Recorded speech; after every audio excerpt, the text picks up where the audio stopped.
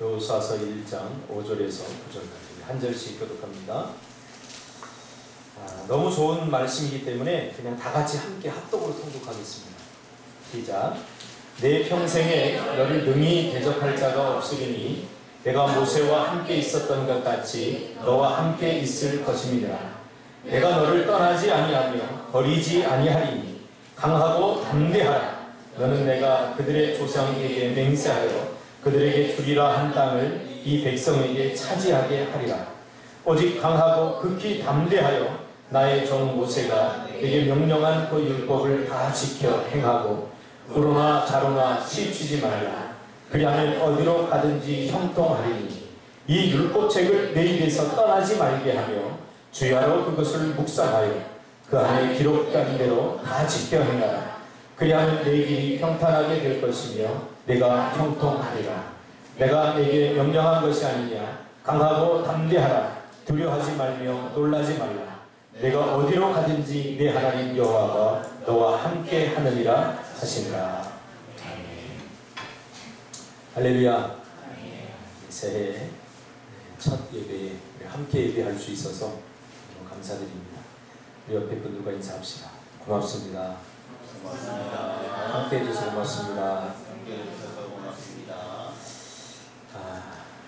무슨 말씀을 전할까 고민하다가 여호수아서 1장 5절부터 9절 말씀을 본문으로 하나님께 주셨습니다. 작년에 느헤미야 아직 안 끝났어요. 그래서 이것을 계속 연장할까 하다가 새해니까 하나님이 그때그때 주시는 그런 설교 제목으로 한번 해봐야 되겠다. 그리고 중간중간에 하지 못한 느헤미야를 섞어서 같이 해야 되겠다. 그런 생각을 가지고 이제 새해를 출발합니다. 새로운 출발 이런 제목으로 하나님 말씀 전하겠습니다. 2018년도 새해 첫 주일입니다. 저희 교회는 특별히 교회적으로 또 개인적으로 특별한 시작을 해야 합니다. 아브라함처럼 우리 갈 바를 알지 못하고 이곳 제주로 삶의 터전을 다 옮겼습니다. 모든 것이 다 낯설고 새롭습니다. 또 익숙하지 않은 곳에서 새롭게 2018년도를 시작해야 됩니다. 지금까지 우리가 살았던 익숙한 것들을 다 내려놔야 됩니다. 그동안 육지에서 익혔고 또 우리가 익숙해졌던 그래서 많이 수고하지 않더라도 자연적으로 누릴 수 있었던 것들 이제 다 내려놔야 됩니다. 여기서는 모든 것이 다 새로운 것들입니다. 우리가 살았던 삶과는 많이 달라요. 사회 구조도 그렇고 환경도 그렇고 물론 좋은 것도 있지만 낯설어서 힘든 것도 많이 있습니다. 우리 심리학자들의 연구에 의하면 이때 이런 상황에 직면할 때 많은 사람들은 한결같이 기대와 소망보다는 두려운 마음이 먼저 든다고 합니다. 이 두려움을 극복하지 못하면 결국 포기할 수밖에 없는 상황에 직면하게 됩니다. 새로운 것을 시작한다고 우리가 들뜨거나 새로운 것을 시작한다고 기대가 더 많은 것이 아니라 오히려 그 마음속 깊은 곳에는 지금까지 겪어보지 못하고 경험하지 못한 것이 주는 두려움, 그런 것들이 있다는 사실이죠. 오늘 저와 여러분은 우리와 똑같은 상황에 직면했던 여호수아의 삶을 살펴보면서 여호수아는 어떻게 이런 상황을 극복했는지를 한번 살펴보기를 원합니다. 사람은 무엇으로 살도록 만드셨는가? 마음으로 살도록 하나님께서 만드셨어요. 우리가 인생을 산다 라고 할 때 산다라고 하는 의미는 바로 마음으로 산다, 그것을 의미합니다.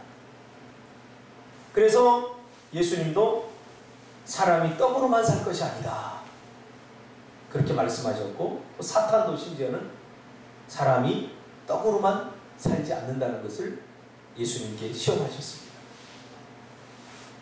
이 말은 우리가 영적인 존재라는 것을 말해줍니다. 육신적으로 채워지고 육신적으로 부족함이 없고 육신적인 공급만으로는 우리가 안 된다는 것을 성경은 말해주고 있죠. 그런데 우리는 자꾸 육신적인 것들이 채워지면 행복할 것이라고 착각하며 살아가요. 성경은 그렇게 말하고 있지 않다는 거예요. 많은 곳에서 사람이 떡으로만 살 것이야. 이 떡이 의미하는 게 뭡니까? 육신적인 필요 아닙니까? 육신적인 필요만으로 우리가 살아갈 수 없다는 것을 분명하게 말해주고 있어요. 그래서 로마서 8장 5절에서 7절까지 보면 육신을 따르는 자는 육신의 일을, 영을 따르는 자는 영의 일을 생각하나니 육신의 생각은 사망이요 영의 생각은 생명과 평안이라. 육신의 생각은 하나님과 원수가 되나니 이는 하나님의 법에 불복하지 아니할 뿐 아니라 할 수도 없습니다. 이렇게 말합니다. 사단은 자꾸 우리의 육신의 필요를 채우게 하기 위해서 우리를 조급하게 만듭니다. 육신의 필요가 먼저가 아닌데도, 전부가 아닌데도 그것이 전부인 것처럼 삶의 우선순위에 두게끔 자꾸 만들어버립니다. 그래서 육신의 것들에 몰두하다 보면 정말 중요한 것을 잃어버리게 되는데, 다시 말하면 영적인 가치들을 잃어버리게 된다. 요즘 많은 사람들이 예배를 왜 포기합니까? 육신의 것들을 쫓아 살다 보니까 영의 것들을 삶의 우선순위에서 좀 밑으로 자꾸 낮게 잡아버리기 때문에 그런 거예요. 그러므로 우리의 삶을 조종하고 관리하는 부분은 육체가 아니라 마음입니다. 우리가 예수를 믿고 우리가 변화되어야 될 부분은 바로 마음이죠. 우리의 행동을 바꾸고 우리가 생각을 바꾸고 다 좋습니다. 그러나 마음이 바뀌지 않으면 아무것도 바뀐 것이 아닙니다. 하나님은 우리의 마음에 관심이 있습니다. 지금 여러분의 마음에 관심이 있습니다. 여러분이 지금 어떤 마음을 가지고 있느냐? 하나님이 여기에 관심이 있습니다. 왜냐하면 하나님과 우리가 교제하는 부분이 바로 마음이기 때문에 그래요. 하나님은 건강한 마음으로 우리와 교제를 나누기를 원하십니다. 정말 마음과 마음이 통하기를 원하시고 마음과 마음으로 소통하기를 원하십니다. 왜냐하면 하나님께서 교제하고 하나님께서 일하시는 부분이 바로 우리의 마음이기 때문에. 그런데 우리는 하나님께 마음을 쏟지 않고 그냥 형식에 치우칠 때가 많습니다. 지금 이 시간 예배하는 것도 마찬가지예요. 우리의 마음을 다해서 하나님 앞에 예배하기를 원하고, 찬양할 때도 우리의 마음을 다해서 하나님을 찬양하기를 원하고, 기도할 때도 우리의 마음을 다해서 하나님께 기도하기를 원해요. 근데 종교가 뭐냐면 우리가 하는 행위에서 마음을 빼버리면 형식만 남게 됩니다. 이게 종교예요. 사람과의 관계도 마찬가지입니다. 사람과 교제를 하는데 여기서 마음을 빼버리면 형식만 남게 돼요. 늘 만나고 늘 하던 행동을 데이트를 하는데 그래서 마음을 빼버리면 형식만 남게 돼요. 그런 사람과 교제를 한다는 것은 불행이죠. 지극히 불행이죠. 마음을 다하지 않는 사람과 만나고 마음을 다주지 않는 사람과 교제하는 것만큼 힘들고 어려운 것이 어디 있겠습니까? 이것을 우리는 짝사랑이라고 이야기하죠. 하나님과 우리의 관계도 마찬가지입니다. 왜 하나님은 우리의 마음을 원하시냐? 하나님은 우리에게 자신의 마음을 다 쏟고 있기 때문입니다. 하나님은 우리에게 마음을 다 주시는 분이에요. 그래서 하나님은 우리에게 마음을 원하셔요. 우리를 로봇으로 만들지 아니하신 이유도 하나님께서 우리의 자발적인 마음을 통하여 하나님 앞에 나아가기를 원하기 때문이죠. 그런데 하나님께서 일하시는 부분이 마음이기도 하지만 사탄이 일하는 부분도 마음입니다. 너무나 잘 알기 때문에. 사단을 알아요. 하나님께 저들이 마음을 다 쏟아버리면 나머지 것들은 별로 가치가 없기 때문에 마음 빼앗는 전쟁을 사단은 하나님과 하고 있는 거예요. 누구의 마음? 사람들의 마음을, 우리의 마음이 하나님께 가 있는데 그 마음을 자신에게로 돌리고 싶어서 어떻게 합니까? 온갖 유혹과 달콤한 것들로 포장해서 우리를 유혹한다는 거죠.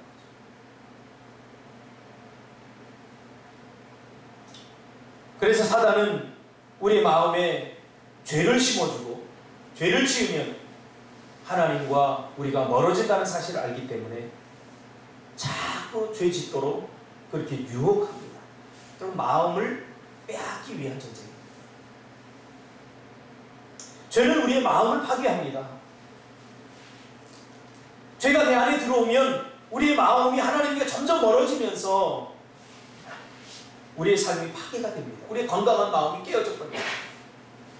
왜냐하면 건강한 마음은 하나님으로부터 계속 공급받기 때문에 그래요.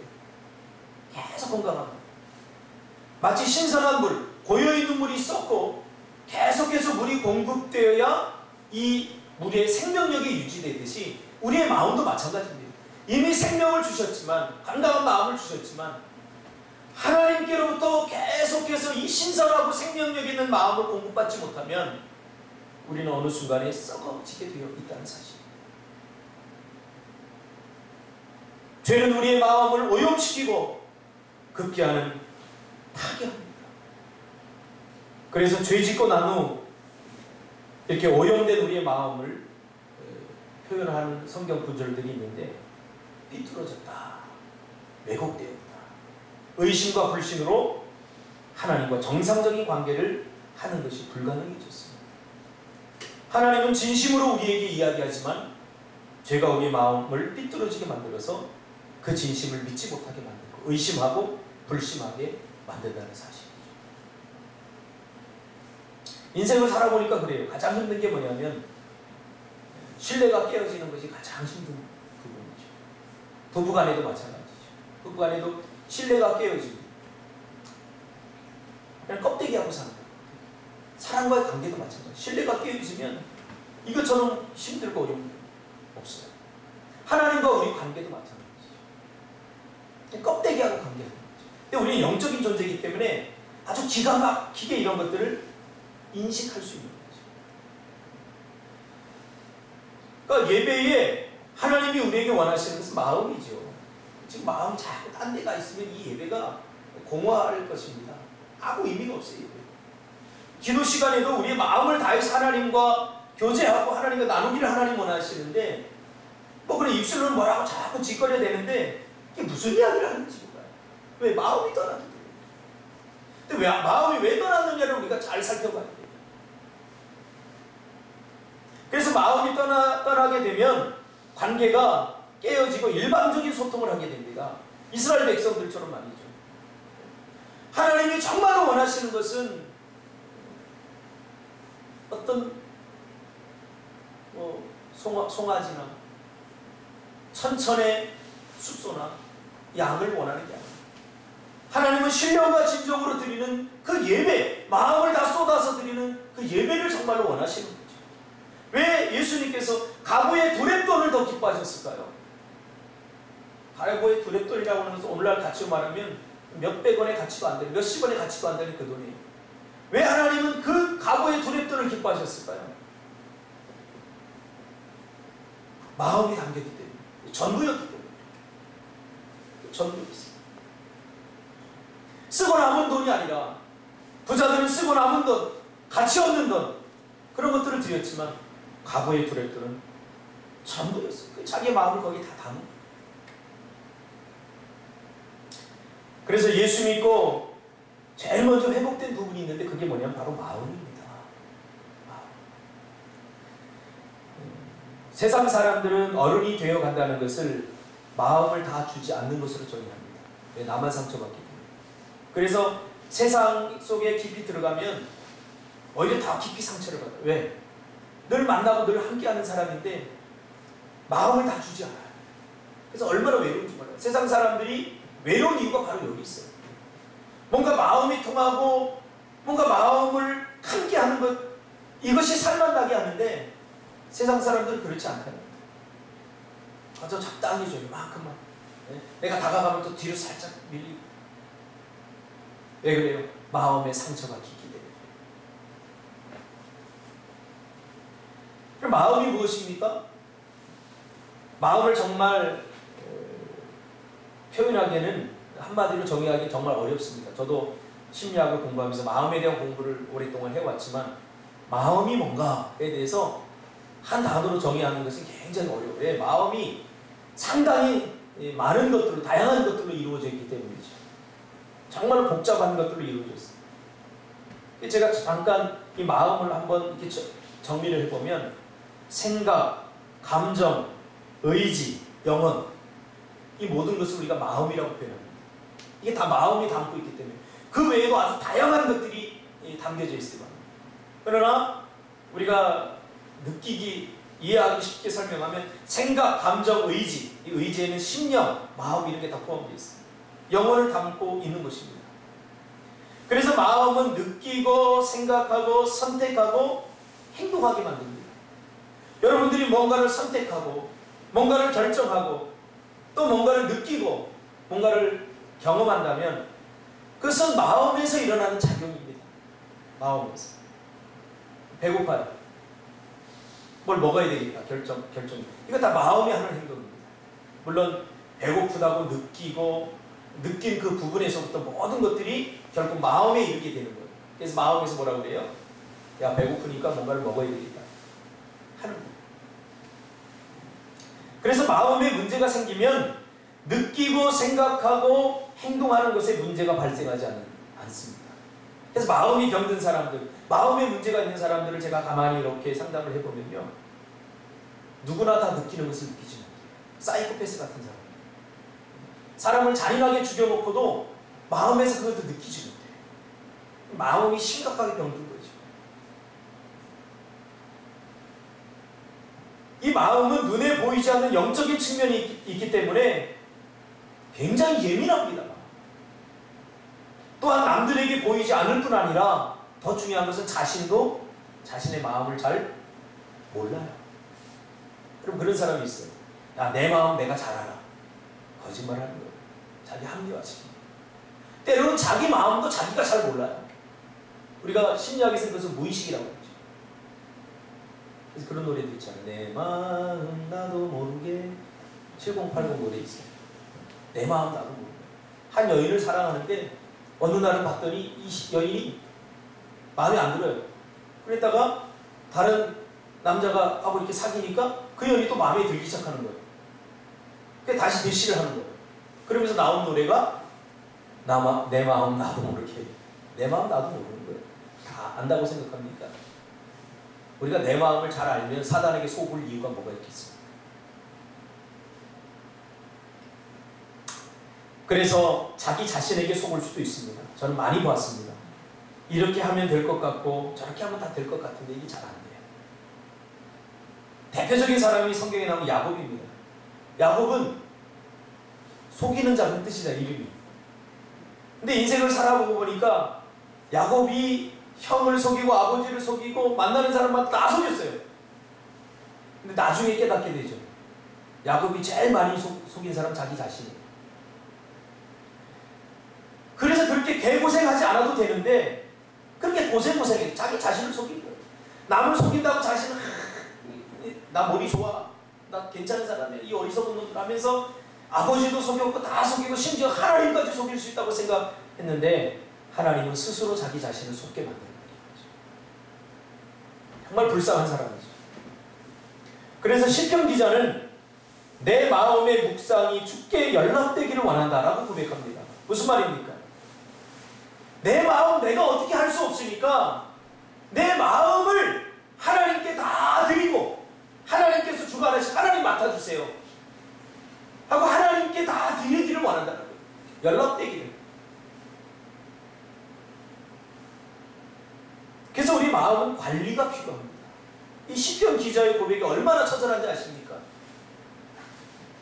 그래서 우리가 잘 아는 잠언 4장 23절에서는 무릇 지킬 만한 것보다 더욱 내 마음을 지키라.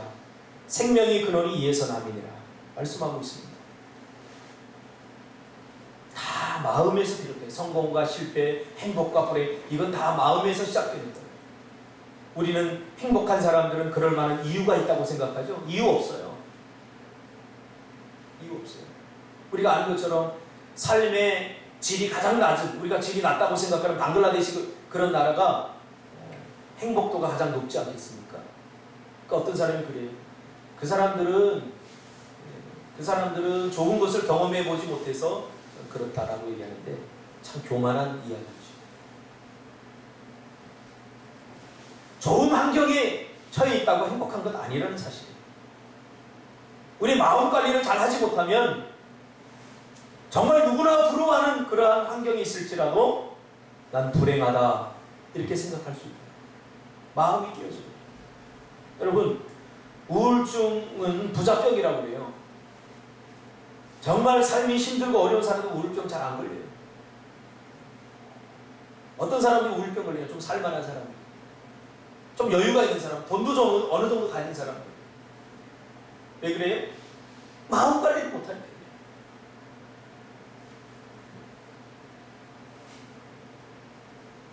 제가 그 우울증 걸린 사람들 이렇게 여러 명 만나봤는데 거의 대부분이 좀 살만한 사람. 심각해요. 조울증에 걸려서. 아침에는 막 너무 기분이 좋아서 전화를 해요. 목사님, 너무 좋아요. 이렇게 태양이 오늘 떴어요. 불과 1시간 전에 전화했는데 내축 치료하면서 이렇게 근심이 가득 차 있어요. 왜 그래요? 집사님 오늘 너무너무 아침에 전화 밝게 하시는데 왜 그래요? 죽겠어요. 살고 싶지 않아요. 불과 1시간 만에 바뀝니다. 사단이 내 마음을 마음껏 주무르도록 그렇게 내버려뒀기 때문에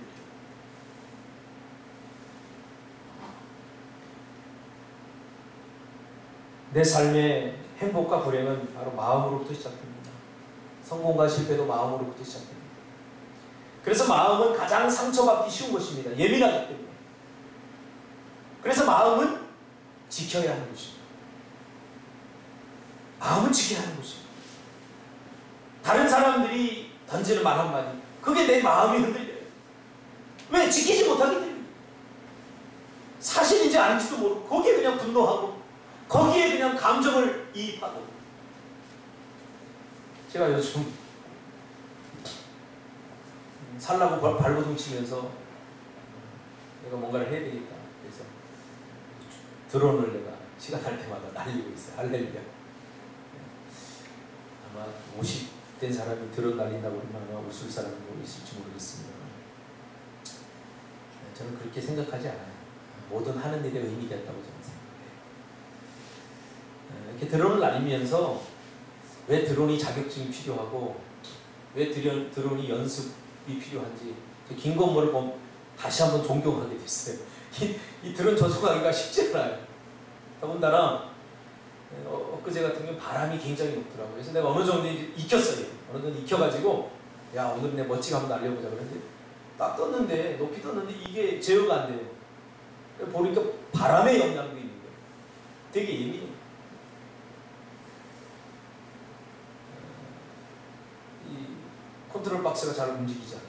그러니까 두려운 거예요. 떨어지면 고장나면 어떡하나. 이거 겨우 집사람한테 졸라서 내가 산 건데 이거 비록 비싼 건 아니지만 또 사달라고 안 사줄 텐데 별 생각이 다 들면서 안 되겠다. 나무에다 착륙시켜야 되겠다. 그래서 어떻게 해서 나무에 다 걸리게 했어. 사다리 타고 올라가면서 야 이거 쉽지 않다. 그래서 지금 계속 드론을 연습하고 있어요. 같이 드론 동호회를 만들기를 바랍니다.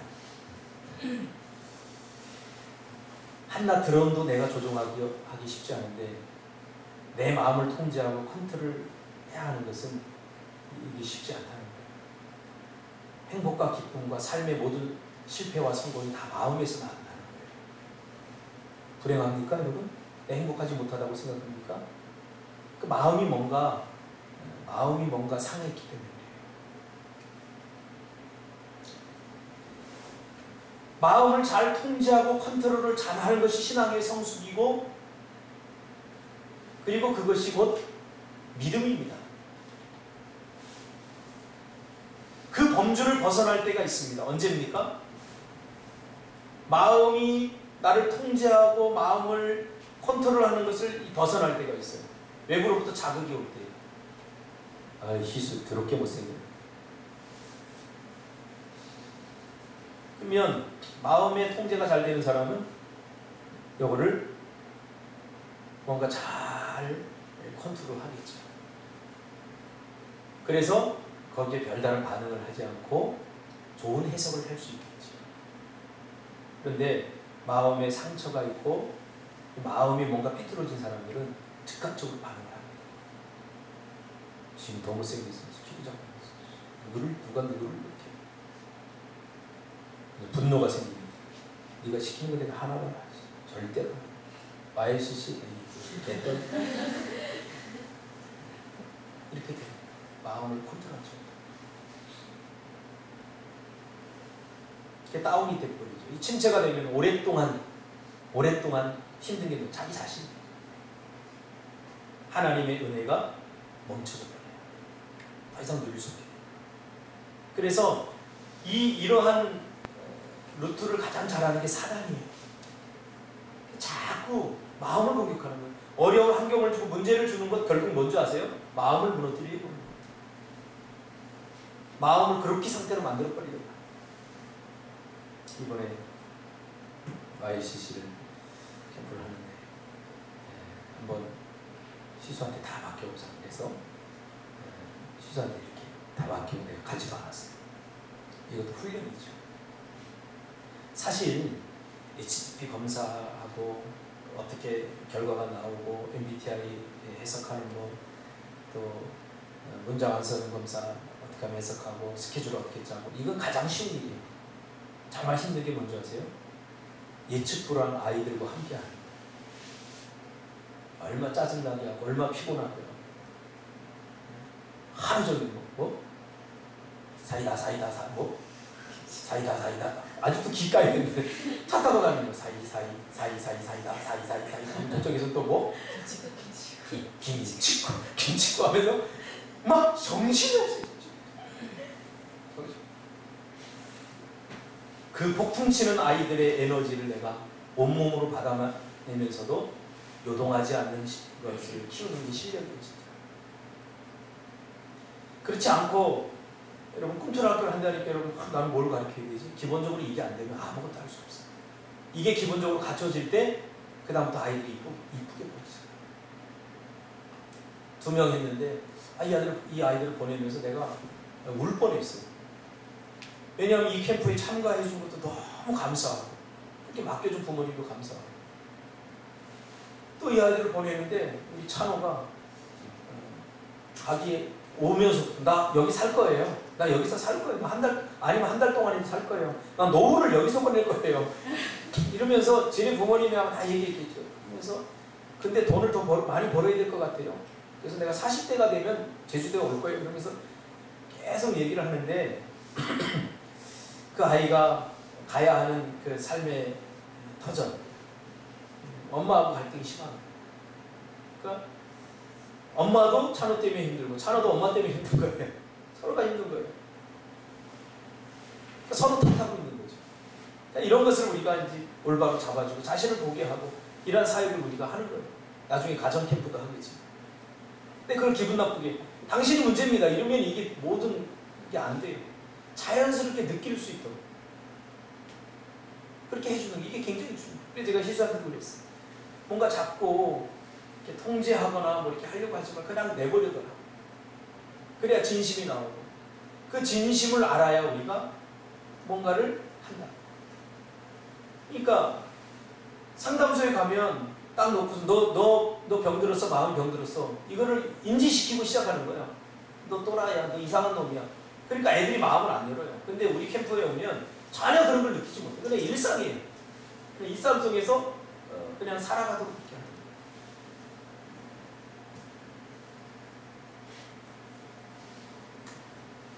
주로 익숙하지 않은 것, 한 번도 경험해보지 못한 것에 직면하게 될 때 우리가 두려움이 들기 시작합니다. 예측되지 않는 상황에서. 두려움이라고 하는 것은 미래에 우리가 대처할 수 없는 능력, 미래에 일어날 일들에 대해서 대처할 능력이 없다고 생각할 때 생기는 게 두려움이라고 하죠. 앞으로 어떻게 될까? 두려운 거예요. 거기다가 부정적인 생각으로 마음의 상처가 있으면 가득 차게 되죠. 그래서 과거에 좋지 않은 경험이 영향을 미치기도 합니다. 공포, 두려움, 무서움. 근데 근데 이게 왜 중요하냐면요. 두려움이 내 안에 들어오면 모든 마음의 기능이 다 정지돼 버려요. 두려움이 딱 들어오게 되면 마음의 기능이 딱 정지돼요. 하나 예를 들어볼까요? 공포증 환자들 포기하는, 특히 고소공포증. 꼭대기 이렇게 높은 데 올라가면요, 이렇게 멈추게 돼요. 아무것도 안 해요. 두려워서 그냥 아무것도 못하게 되는 거예요. 모든 마음의 기능이 정지된 거예요. 그래서 무엇을 결정하고 선택하고 지금 그 무서움의 상태에서 벗어나려고 이렇게 돌아서서 땅 있는 쪽으로 가야 되는데, 무서우면 모든 마음의 기능이 다 멈춰주기 때문에 아무것도 판단하지 못하고 그 자리에 주저앉게 되는 거예요. 두려움이 무서운 게 바로 그거예요. 두려움이 내 안에 들어오기 시작하면 모든 마음의 기능을 마비시켜요. 아무것도 못하게 만들 거예요. 왜 목사님이 여호수아 이야기를 안 하고 자꾸 마음 얘기를 합니까? 오늘 여호수아 상황도 마찬가지이기 때문에 그래요. 모세가 죽고 나서 그 뒤를 이어서 여호수아가 리더십이 됐어요. 리더가 됐는데, 이 여호수아는 지금까지 한 번도 리더가 되보지 못했어요. 한 번도 경험해보지 못했고 한 번도 가보지 않은 길을 가는 거예요. 여호수아는 모세가 리더일 때 이스라엘 백성들이 모세를 얼마나 힘들게 하고 얼마나 고통스럽게 했는지 한눈으로 지켜봤기 때문에 그 자리에 선다는 것 자체가 너무 힘들고 두려운 거예요. 그래서 자칫 두려움이 엄습해 오면서 여호수아가 아무것도 할 수 없는 그런 마음이 마비되어서 아무것도 하지 못할 수밖에 없는 상황에 직면해 있었기 때문에 하나님은 먼저 여호수아의 마음을 다루기로 하셨어요. 그래서 마음을 강하게 하고 담대하라. 첫 마디가 여호수아. 야, 모세가 이렇게 이끌었으니까 이렇게 이끌어야 돼. 어떤 스킬, 기술, 환경을 이렇게 만들어야 돼. 그런 전략적이고 심리적인 그런 것들을 이야기한 게 아니라 하나님은 먼저 여호수아의 이 두려운 마음의 상태를 터치하기로 말했던 거죠. 오늘 우리도 마찬가지예요. 마음에 두려움이 오면 아무것도 못해요. 두려움은 우리를 매우 부정적이고 무기력하며 수동적이며 비관적으로 만들어버리기 때문이죠. 실제로 못하는 게 아니라 마음의 기능이 마비돼 버리면, 두려움으로 인해서 마음의 상태가 마비돼 버리면 못해 하고 결론을 이미 내버립니다. 간단하잖아요. 고소공포증 있는 사람들 신기해요. 이런 데서 그냥 막 다녀요. 꼭대기에 올려다 놓으면 서버려. 아무것도 못해. 고소공포증만 거기에 행할까요? 사람에게 상처를 받은 사람은 또 상처를 받고 그 두려움 때문에 사람을 자꾸 멀리하게 됩니다. 그러니까 사람과 관계를 전혀 안 하려고 해요. 신기해요. 어떤 것으로부터 상처를 받았던, 물질로 상처받은 사람 그 다음부터 물질 거래를 전혀 안 하려고 해요. 왜? 두려움. 모든 기능이 다 마비되어 버렸기 때문에. 실제로 못하는 것이 아니라 할 수 있는데도 못해 하고 결론을 미리 내려버리고 그 다음에 쪽팔리니까 자기 합리화, 핑계, 변명을 만드는 겁니다. 나 못해요. 왜냐하면요, 실제로 할 수 있어요. 우리 찬호도 제가 지금 터치하는 부분이 그 부분이거든요. 우리 민경이는 모든 말에 서두가 어떻게 시작되냐면 부정적으로 시작해요.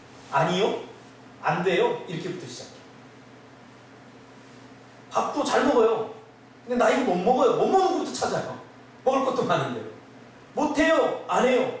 왜냐하면요, 한 번도 안 해봤어요. 내가 옛날에 뭐 하다가요, 안 됐어요.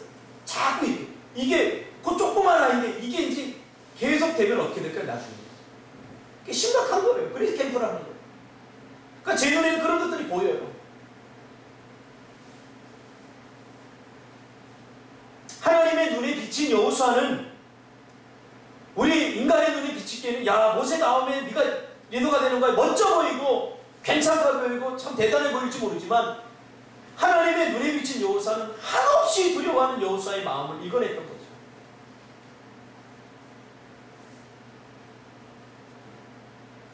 그래서 마음을 강하게 하고 담대히 하라 라고 하나님 말씀하십니다. 잠언 23장 7절에 보면 대저 그 마음의 생각이 어떠하면 그 위인도 그러한즉 그가 네게 먹고 마시라 할지라도 그의 마음은 너와 함께 하지 아니하니라. 무슨 말입니까? 마음의 상처로 인해서 통제 기능을 상실했다는 거죠. 마음은 하고 싶은데 행동이 따르지 않는다는 거죠. 왜 마음이 기능이 상실되고 이렇게 몸과 마음이 따로 노는 거예요. 이번에도 제가 우리 찬우한테 언앤브릴치라고 장난스럽게 이야기를 하면서 그 부분을 제가 터치해 주려고 인식시켜 주려고 했어요. 걔는 모든 것들이 언앤브릴치예요. 고양이가 지나면 야, 저 고양이 맛있겠다 그래요. 말도 안 되는 얘기죠. 그 고양이는 또 잡아먹을 수 있어? 네, 잡아올 테니까. 네, 먹을 수 있어요. 그래서 끝까지 가게 하는 거예요. 결국은 못 먹어요. 바닷가에나 들어가고 싶어요. 그래 가자고 제가 데리고 가서 자 수영하자는 곡선으로 못해요. 추울 것 같아요. 또 보면 저 요트 나 되게 잘 타는데 카약 있잖아. 카약 투명 카약. 그래가지고 그래? 너 잘 타? 타자 우리. 아저씨 얼마예요? 그러니까 난 못 타요.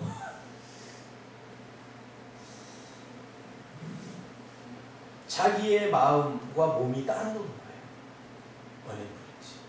이 어린이가 이렇게 표현하지만 이게 나이가 들면 어떻게 표현되냐면 상당히 심각한 상태가 됩니다. 갈등의 상태죠. 이 상태에서 무엇을 할 수 있습니까? 마음이 분명히 확정되지 않은 상태에서 뭘 할 수 있겠어요? 이게 지속이 되면 분열, 다중인격, 이중인격 이렇게 나타나요.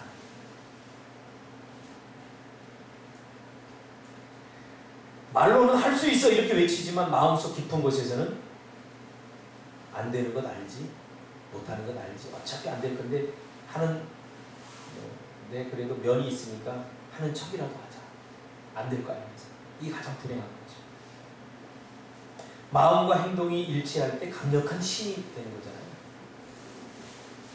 근데 마음과 행동이 일치되지 않으니까 문제가 됩니다. 마음과 행동이 일치할 때 강력한 신이 되고 자신감이 생기고 용기가 생기고 뭐든지 할 수 있는. 그러면 마음을 어떻게 하면 강해지는가? 오늘 하나님은 여호수아에게 내가 네게 강한 마음을 주었다 라고 말하지 않고 마음을 강하게 하고 담대히 하라 하고 선택권을 여호수아에게 주고 있어요. 그러면 어떻게 하면 마음을 강하게 할 수 있을까요? 하나님은 우리의 마음을 자연스럽게 강하게 막 아무것도 안 하는데 강하게 하지 않는다는 거예요. 늘 이 부분에 우리가 부딪혀요. 오늘 본문에서 마음이 어떻게 하면 강해지는가에 대해서 말하고 있어요. 율법을 다 지켜 행하면 마음이 강해진다라고 말합니다. 그러면 또 이 사악한 마음이 뭐라고 그래요? 어떻게 율법을 다 지켜 행하지? 이렇게 생각할 수 있어요. 그래서 율법을 다 지켜 행하려면 어떻게 해야 되는가? 하나님이 원하는 수준의 율법을 다 지켜 행하면, 하나님이 원하시는 것은 완벽함이 아니라 온전함이라고 했죠. 그러면 율법을 다 지켜 행한다라고 하는 말을 우리가 잘 이해를 해야 돼요. 율법을 다 지켜 행한다는 것은 완벽함을 요구하는 게 아니에요. 온전함을 요구하는 거죠. 그래서 율법을 다 지켜 행할 수 있어요. 우리는. 어떻게 해서? 하나님의 은혜 안에서.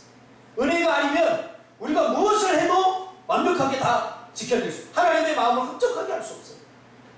그래서 하나님께서 은혜를 베푸셔서 우리에게 온전함을 요구하는 거예요. 율법을 다 지켜 행하려면 어떻게 되느냐? 두 가지를 이야기하고 있죠. 첫째로 내 입에서 떠나지 말게 하고, 두 번째로 주야로 묵상하게 한다. 주야로 묵상. 그래서 율법의 완성은 뭐예요? 사랑이에요. 사랑하면 율법을 다 이루었느니라. 이것도 온전함을 하나님께서 요구하시는 거예요. 그래서 온전함에 대해서는 제가 여러분에게 누누이 설명했을 거예요. 아무것도 하지 않으면서 온전함을 요구하면 안 돼요. 온전하면 하나님이 원하는 그 수준에 이르지 못하지만 그 수준에 도달하기 위해서 최선을 다하는 그 모습을 온전함이라고 성경은 이야기해 주고 있죠. 율법은 100% 이 온전함에 완벽함에 다를 수 없어요. 율법의 수천 가지 계명을 우리가 어떻게 다 지킬 수 있겠어요? 못 지켜요. 그럼에도 불구하고 이것을 다 지킬 수 있는 사람처럼 최선을 다해서 지키려고 애쓰고 힘쓰는 것을 하나님은 온전합니다. 이렇게 말합니다. 그러니까 율법을 다 지켜 행할 수 있어요? 없어요? 완벽함으로 따지면 불가능해요. 그러나 하나님은 온전함의 눈으로 보기 때문에 율법을 다 지켜 행할 수 있어요. 율법을 다 지켜 행하려면 내 입에서 하나님의 말씀을 떠나지 말게 하는 거예요. 그러니까 매일 읽는 거예요. 읽고 그 말씀대로 순종하려고 발버둥 치고 또 주의하고 밤낮으로 묵상하는 거예요. 그 말씀을 계속 곱씹으면서 하루하루의 삶 속에서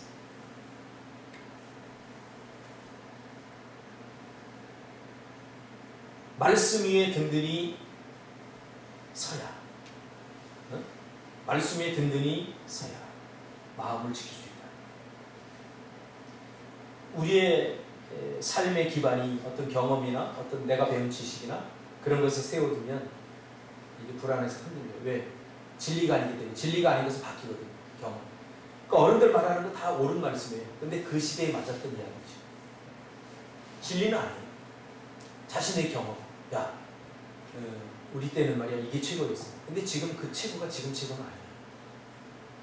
진리를 붙들어야 흔들리지 않아요.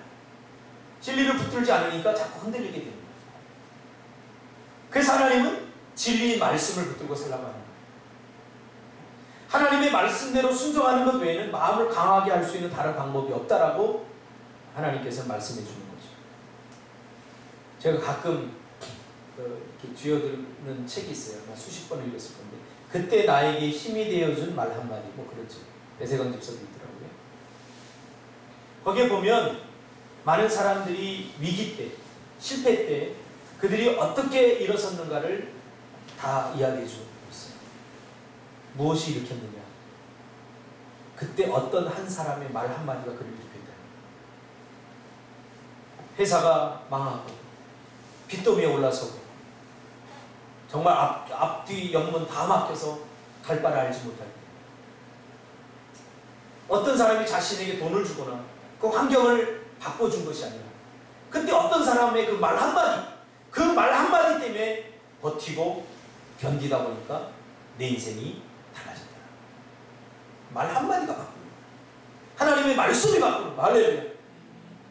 제가 백령도에서 최초로 서울대학 간 사람이죠. 그 후에는 뭐 많이 갔지만 야 백령도에서 공부해서 무슨 서울대 가겠냐 다 이런 인식이었어요.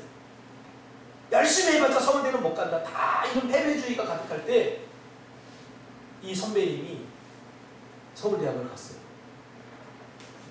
그게 누구냐면 신준이네 이모부의 신준이 이모부가 서울대 갔어요. 생각해보니까 이모부네. 사돈의 이모부구나. 사돈의 이모부. 정말 동네에서 유명하게 가난했어요. 그래서 옛날에는 그 등록금을 냈잖아요. 초등학교도 등록금을 다 냈어요. 월사금이라고 그래갖고 월별로 뭐 몇백 원씩 냈어요. 근데 그것도 낼 돈이 없어서 부모님이 너 학교 가지 말라고. 근데 학교 가면 너희놈 새끼 왜 월사금 안 내? 그래서 공부단식이 뒤에서 손 들고 계세요. 집에 가면 또 자기가 이제 벌었다고 얘기하니까 속상하니까 부모님 너 학교 가지 마. 줄 돈이 없어. 그렇게 공부했어요. 남들 연필, 몽땅 연필 쓰다가 버리면 정말 요만한 거 볼펜 뒤에다 꽂아 쓰고. 근데 서울대학 갔어요. 서울대학 간 이유가 그 홍상진 선생님이라고 저도 유명한 백년대 초등학교에서 유명한 선생님 그분이 말한 내야 넌 나중에 서울대학 갈 수 있을 거야. 넌 반드시 성공할 수 있을 거야. 그 말 한마디 때문에 버텼다는 거야. 나중에 세미나도 우리가 고등학교 시험 볼 때 거기서 그런 행사 하거든요. 성공한 사람들, 좋은 대학 간다, 뭐에다 세미나 하는 그분이 그 이야기를 하더라고요. 그래서 그 말 한마디가 그에게 힘을 주고 그 말 한마디가 그를 버티게 한 거죠. 하물며 하나님의 말에는 놀라운 능력이 있습니다. 그래서 하나님께서는 여호수아에게 강하고 담대하라 그러면서 뭐라고 합니까? 내 율법을 그 율법을 다 지켜 행하고 자로나 오르나 한눈 팔지 말라는 거예요. 자꾸 다른 사람의 소리, 세상의 소리 그거에 자꾸 기울이지 말아요. 왜? 그것에 귀를 기울이면 마음이 약해져요. 자꾸 마음이 약해져. 그 말씀을 하나님의 말씀, 진리의 말씀, 변하지 않는 말씀을 붙들고 살 때 그 마음이 지켜지고 강해진다는 거예요. 무기력한 삶에서 나를 일으켜 세우고 용기를 주고 나를 강하게 한다는 거예요. 세상 사람들의 달콤한 말이 아니라 하나님의 말에 귀를 기울이시기를 주님의 이름으로 축복합니다. 매일 매순간 하나님의 말씀을 붙들고 살아야 돼요. 세상 사람들의 말, 믿음이 없는 자들의 말은 내 영혼을 썩게 만들어서 영적으로 나를 빈약하게 만듭니다. 그러나 진리의 말씀을 붙들며 강해집니다. 어떤 상황도 이겨낼 수 있습니다. 그것이 마침내 승리하게 합니다. 세상 사람들의 말 다 맞는 것 같아요. 제가 틀린 말 한다고 한 적 없잖아요. 믿음이 없는 사람들의 말, 세상 사람들의 말 다 맞아요. 정확하게 맞아요. 그러나 그것이 진리는 아니기에 의지하면 안 됩니다. 왜? 경험은 수시로 바뀌어요. 과거에 맞던 것이 현재는 맞지 않을 수 있어요. 그걸 붙들면 힘들어지는 거예요. 영원히 변하지 않는 진리를 붙들어야 돼요. 그러므로 여호수아가 싸워야 할 대적은 사실은 가나안 족속이 아니라 자신의 내면, 자신 마음과의 싸움이죠. 이 안에서 수십 번, 수백 번 갈등이 일어나고 수천 번 내 마음 안에 싸움이 일어나잖아요. 할까 말까, 포기할까, 계속할까. 그래서 어떤 사람은 내 마음이 가장 치열한 영적 전쟁터다라고 믿음의 선지들이 이야기합니다. 자신의 마음을 자신의 생각이나 감정이나 의지가 아니라 하나님의 말씀 위에 올려놓으시기를 바랍니다. 여러분의 마음을 하나님의 말씀에 다 올려놓으세요. 그러면 폭풍이 나고 창수가 나도 흔들리지 않습니다. 그런 의미에서 저를 존중해 주는데요. 제가 말씀을 전하는 자가, 목사님은 말씀을 전하는 자야. 말씀이건 목사님은 아니에요. 그래서 저를 말씀을 전하는 자 정도로 존중을 해줘야지 내가 하는 설교를 어떤 내 개인적인 어떤 이야기로 여러분 이해하면 그 자체가 불행이 되는 거예요. 경험이 되는 거예요. 그러니까 저는 설교를 제 경험을 이야기하는 게 아니라 하나님의 진리의 말씀, 하나님의 말씀을 설교하는 거죠. 저는 거짓말할 수 있고 저는 옳지 않을 수 있지만 하나님의 말씀은 옳지 않은 적이 없기 때문에 그 옳지 않은 하나님의 말씀을 옳지 않은 내가 전하니까 약간 여러분 헷갈릴 수도 있어요. 제 마음 같아서는 우리 자식들이 예배에 일찍 나왔으면 좋겠어요. 매번 잔소리해요. 우리 애원이 애가 야 일찍 깨워. 애들 참 붙어서 또 할 수도 없는 거. 야 일찍 일어나. 저 대한 선생님하고 보람 선생님 기다려. 매일 그래 매일. 뭐 때려서 내리려면 제가 때리겠어요. 오늘 집사람이 한마디 하더라고요. 니네들도 말을 안 듣는데 내 자식도 말을 안 듣는데 교회 오빠들이나 언니들한테 우리가 뭐 말 들으라고 뭐라고 하겠느냐 이런 이야기를 하는데 제 가슴이 좀 멍하더라고요. 이게 인간적 한계예요. 이게 선지자의 한계예요.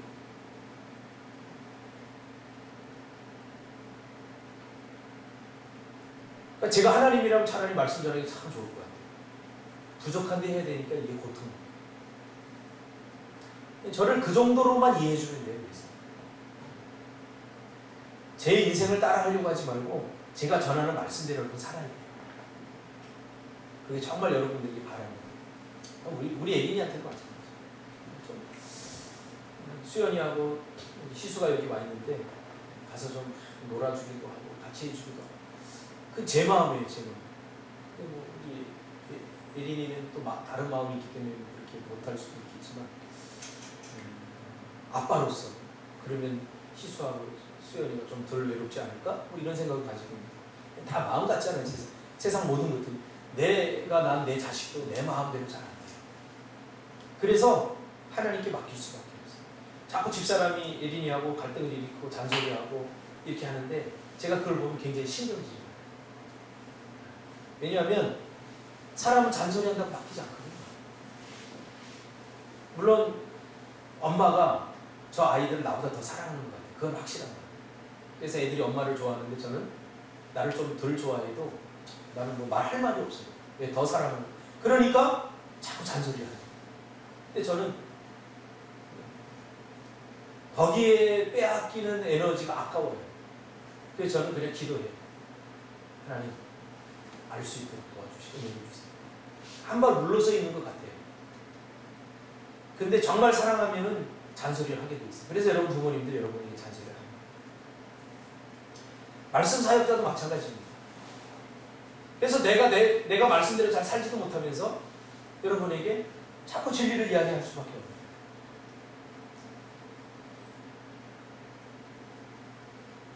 그러므로 하나님은 우리의 마음을 받으시기 바랍니다. 예수님도 안타깝게 얘기했잖아요. 마음이 떠난 자들아. 여러분의 마음이 어디를 향하고 하나님께로 향하고 있어요. 저하게 잘하려고 제발 하지 마세요. 저 부담돼요. 왜? 인간은 똑같아요. 준석이가 요즘 그 요구르트를 나누고 그 비싼 비피더스를 막 주는데 전 부담스러워요. 뇌물이에요. 뇌물 아닌 것 같아? 이거를 내가 해줬으니까 다음에 예배 한번 빠져도 되겠지. 그런 마음 없을 것 같아요. 알겠습니다. 지금 너무 이 전곡을 찔리니까 웃음으로 부드럽게 넘기려고 하지만 이게 인간이에요. 내가 지금 비피더스를 주니까 목사님 날로 불 떼주세요. 장작해주세요. 나하고 거래하려고. 방금 때 내가 이게 좀 날아갔어요. 요새 불어할 때네 제 새끼가. 왼손 이것도 못 집어서 내가 한 손으로 집어넣는데도 난 지금 돈을 보고 11조를 하니까 아닌 것 같아. 다 그런 마음이 있는 거야. 너도 네 마음 네가 모른다니까. 그러니까 네가 교만한 거 네가 몰라. 그러니까 매일 인스타에다가 나이 30이 넘어서 요거 치고 올리지. 이 마음 너도 모른다니까. 내가 높아지려고 하는 거야. 없어요? 저도 있는데 여러분 없어요? 다 있어요. 이거 내려놔야 돼요. 내려놔야 돼요. 그러니까 뇌물 나한테 자꾸 주려고 하지 말고 하나님께만 제발 잘해라. 나 그것도 요거. 이제 피곤이 힘들어. 뭘 하나를 주면 나도 또 하나 줘야 되는데 나 없다니까. 없어. 아무것도 없어. 그러니까 나한테 잘하려고 하지 말고 하나님께 제발 잘해. 피곤해요. 나는. 비피더스 하나님께 드려. 니네들 상진이 뇌물 받았지? 이제 조심해. 다 가져와. 그 소리가 뭔가 요구할 거야. 상진아 조심해. 받을 때는 조심해.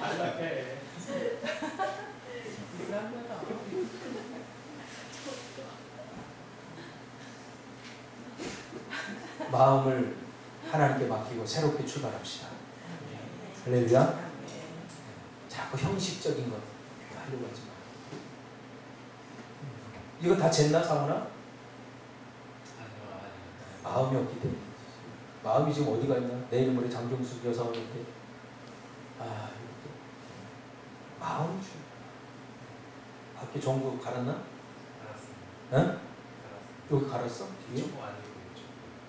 좀 그러면 이걸 했다고 해야 되나 말한다고 해야 되나 참 애매하네. 마음이 굉장히 중요해요. 근데 나한테 잘하려고 하지 마세요. 피곤해. 너무 하나를 주고 또 하나를 달라고 하면 좀 못 주거든요. 다 분명히 얘기했어요. 자꾸 며칠 전에 또 태안이가 말고기 갖고 왔는데 부담스러워. 뭘 해줘야 돼, 태안아? 맛있게 드셔주시면. 진짜야? 좀 진심이 느껴지네. 어떻게 해야 맛있게 먹을 수 있나? 오늘 한번 한 거 먹어보고. 네, 한번 먹어봐. 말고기 냄새 난다 그러구나. 우리 마음을 진심으로 담아서 하나님께 예배했으면 좋겠습니다. 그 마음만 있으면 하나님께 예배 진정으로 드리고자 하는 마음만 있으면 예배 일찍 나와라, 뭐 해라, 그게 뭐가 중요하겠어요? 뭐가 필요하겠어요? 마음을 들여서 여러분 하나님께 기도한다면 제가 새벽에 새벽 기도 나와라 그럴 이유가 뭐가 있겠습니까? 다 느껴져요. 새벽 기도 안 나와도 마음으로 기도하는 사람 제가 다 느껴져요. 오늘 배집사가 기도하는데 제가 마음으로 느껴지니까 그냥 눈물이 글썽. 지금 저 친구가 여기 오는 거 지금 마음이 있기 때문에 오는 거지 돈이 있어서 환경이 돼서 오는 거 절대 아니에요. 온갖 방해에 불구하고 오는 거예요. 힘들고 어려운 거 아니에요. 그래서 오는 것 자체, 함께하는 것 자체만 해도 행복이에요. 근데 우리는 그냥 눈 뜨면 올 수 있잖아요. 그러니까 마음이 중요한 거예요. 제가 배집사한테 늘 하던 얘기 있어요. 우리 다른 거 다 걷어치우고 마음이 통하는 사이가 됐으면 좋겠다. 그래서 잔소리 별로 안 해요. 배집사. 아니까. 헌금 못하면 아니까. 있으면 더할 놈인지 아는데 없기 때문에 못하니까 알아요. 마음이 통하면 그렇게. 준석이가 비피더스 가져오면 남는 거 쓰레기 같고 막 그런 생각이 들고 마음 정말 벌써 마음 가지고 이 설교를 뭘로 듣는 거야. 마음이 하나님이 맡겨. 하나님이 지금 가져가라고 시켰어? 기도하겠습니다. 하나님, 그렇습니다. 하나님이 우리에게 요구하는 거